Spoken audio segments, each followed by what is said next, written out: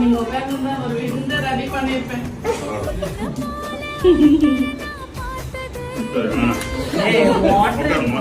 So happy sir, seriously. நாங்க இதை எதிர்பார்க்கவே இல்லை சார்.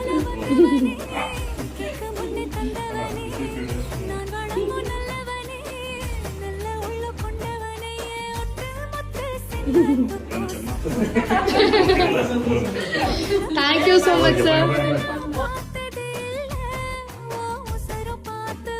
Thanks sir.